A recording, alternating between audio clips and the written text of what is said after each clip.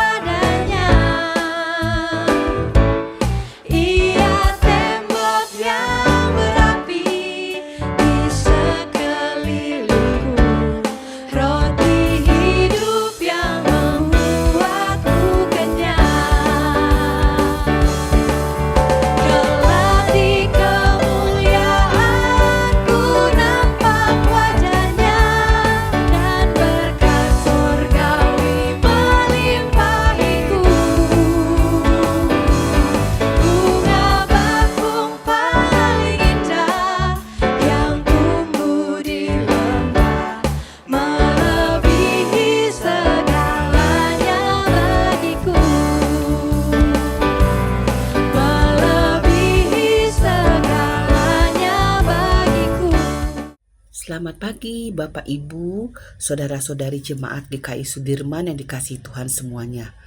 Tak terasa kita sudah memasuki tahun yang baru ya, dan mengakhiri tahun 2024 dengan segala kenangan yang ada. Baik sedih, baik senang telah kita lalui. Sekarang kita memasuki tahun 2025 dengan segala harapan agar di tahun yang baru ini kehidupan kita akan semakin lebih baik. Dan Tuhan selalu menyertai setiap kehidupan kita. Ayo selalu semangat ya, di dalam melayani Tuhan semuanya. Pada pagi hari ini kita akan memulai persekutuan doa pagi di hari yang baru di awal tahun yang baru. Mari kita satukan hati bersama-sama berdoa sebelum kita mendengarkan firman dan memanjatkan pokok-pokok doa kita.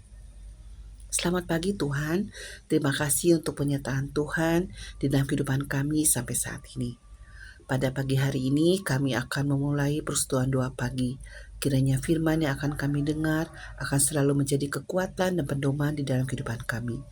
Terima kasih Tuhan, hanya di dalam nama-Mu kami telah berdoa. Bacaan leksionari pertama diambil dari Yesaya 6 ayat 1 sampai dengan 5. Yesaya mendapat panggilan Allah.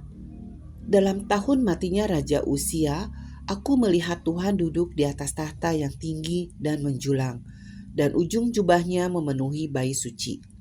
Para serafim berdiri di sebelah atasnya, masing-masing mempunyai 6 sayap. 2 sayap dipakai untuk menutupi muka mereka, 2 sayap dipakai untuk menutupi kaki mereka, dan 2 sayap dipakai untuk melayang-layang. Dan mereka berseru seorang kepada seorang, katanya, Kudus, kudus, kuduslah Tuhan semesta alam. Seluruh bumi penuh kemuliaannya. Maka bergoyanglah alas ambang pintu disebabkan suara orang yang berseru itu, dan rumah itu pun penuhlah dengan asap. Lalu kataku, celakalah aku binasa, sebab aku ini seorang yang najis bibir, dan aku tinggal di tengah-tengah bangsa yang najis bibir. Namun mataku telah melihat Sang Raja, yakni Tuhan semesta alam. Bacaan leksionari kedua diambil dari Kisah Para Rasul 7 ayat 44 sampai dengan 53.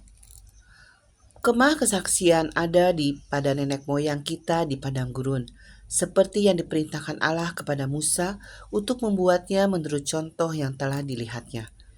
Kemah itu yang diterima nenek moyang kita dan yang dengan pimpinan Yosua dibawa masuk ke tanah ini. Yaitu waktu tanah ini direbut dari bangsa-bangsa lain yang dihalau Allah dari depan nenek moyang kita. Demikianlah sampai kepada zaman Daud. Daud telah mendapat kasih karunia di hadapan Allah dan ia memohon supaya ia diperkenankan untuk mendirikan suatu tempat kediaman bagi Allah Yakub. Tetapi Salomolah yang mendirikan sebuah rumah untuk Allah. Tetapi yang Maha Tinggi tidak diam di dalam apa yang dibuat oleh tangan manusia, seperti yang dikatakan oleh Nabi. Langit adalah tataku dan bumi adalah tumpuan kakiku. Rumah apakah yang akan kamu dirikan bagiku? Demikianlah firman Tuhan. Tempat apakah yang akan menjadi perhentianku? Bukankah tanganku sendiri yang membuat semuanya ini? Hai orang-orang yang keras kepala dan yang tidak bersunat hati dan telinga, kamu selalu menentang Roh Kudus sama seperti nenek moyangmu, demikian juga kamu. Siapakah dari nabi-nabi yang tidak dianiaya oleh nenek moyangmu? Bahkan mereka membunuh orang-orang yang lebih dahulu memberitakan tentang kedatangan orang benar, yang sekarang telah kamu khianati dan kamu bunuh. Kamu telah menerima hukum Taurat yang disampaikan oleh malaikat-malaikat, akan tetapi kamu tidak menurutinya. Renungan pada pagi hari ini berjudul Belalah Mereka yang Lemah. Mazmur 72 ayat 2. Kiranya ia mengadili umatmu dengan keadilan dan orang-orangmu yang tertindas sesuai dengan hukum. Pada tahun 2014, Hakim Marzuki menghadapi seorang jaksa yang menuntut seorang nenek yang kedapatan mencuri singkong. Nenek itu mengaku bahwa ia terpaksa melakukannya karena anaknya sakit dan cucunya kelaparan. Hakim Marzuki meminta maaf karena ia tidak dapat membuat pengecualian hukum. Nenek itu harus membayar denda sebesar 1 juta rupiah atau hukuman penjara selama 2,5 tahun. Namun kemudian hakim memberikan uang sebesar 1 juta rupiah dan mengajak orang-orang yang ada di ruang pengadilan untuk memberikan donasi bagi nenek itu. Rasa keadilan setiap orang memang berbeda, namun keadilan Tuhan tetap untuk selama-lamanya. Karena itu pemazmur memohon kepada Tuhan agar menganugerahkan kepada para pemimpin rasa keadilan untuk mendatangkan kebaikan bagi rakyat. Ia memohon agar para pemimpin dapat membela dan melindungi orang tertindas yang tidak mempunyai penolong, juga menyelamatkan orang miskin yang berteriak minta tolong. Kita adalah umat Allah yang dipanggil untuk memperjuangkan keadilan. Kita tidak boleh berdiam diri menyaksikan ketidakadilan di tengah masyarakat, terutama yang menimpa orang miskin dan mereka yang tertindas. Kita perlu memohon kekuatan dari Tuhan agar kita mampu bertindak untuk menolong orang-orang yang lemah dan tidak berdaya.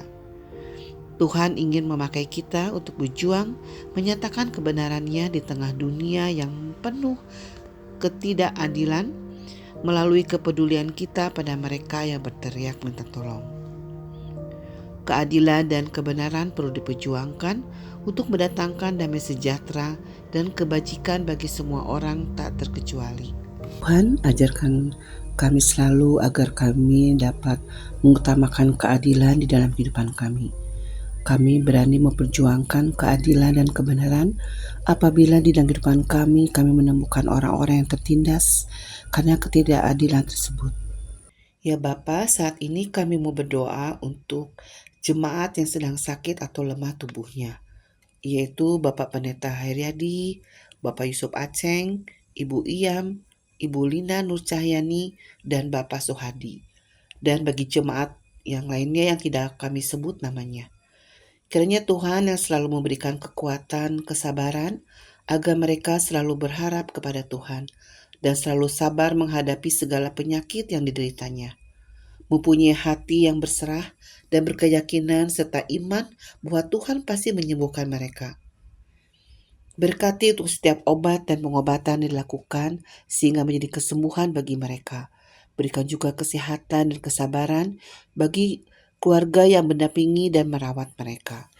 Tuhan sertai juga untuk jemaat yang berulang tahun yang bersuka cita karena Tuhan telah anugerahkan kehidupan kepada mereka untuk mereka jalani, yaitu Bapak Wiradat Anindito, Ingrid Irawati, Ibu Puji Timbaruningsih, Hans Christian Putra Kamansur, dan Ibu Esther Subrata.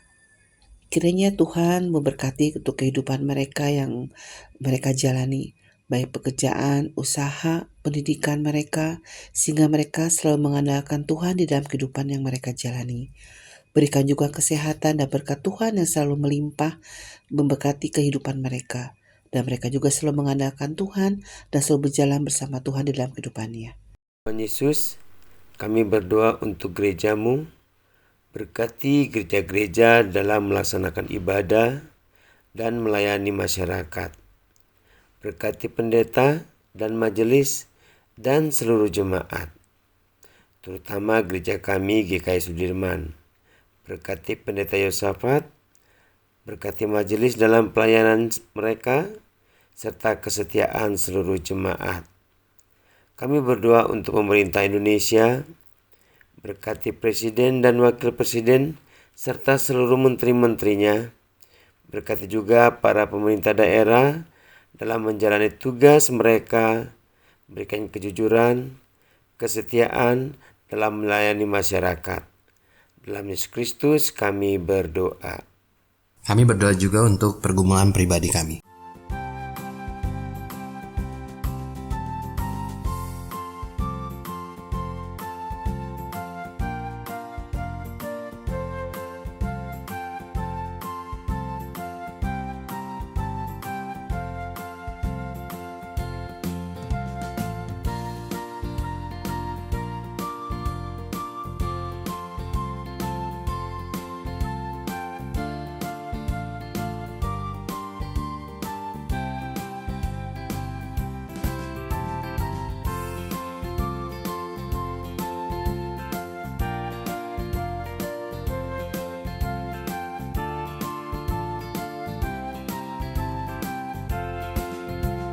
Ya Allah, inilah doa-doa kami.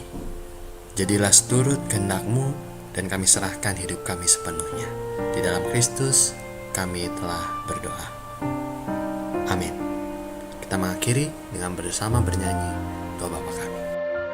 Bapa kami yang ada di sorga, dikuduskanlah namamu,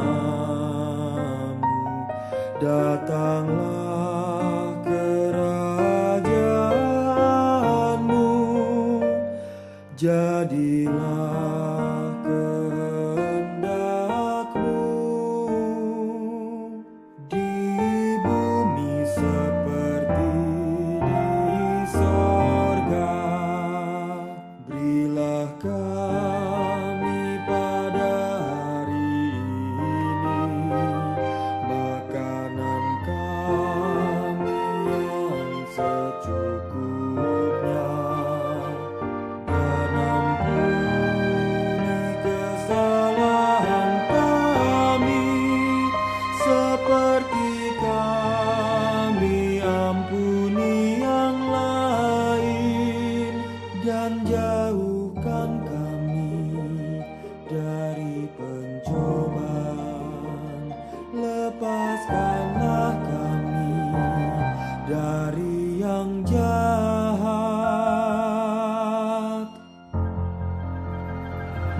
Sebab Engkau yang punya kerajaan serta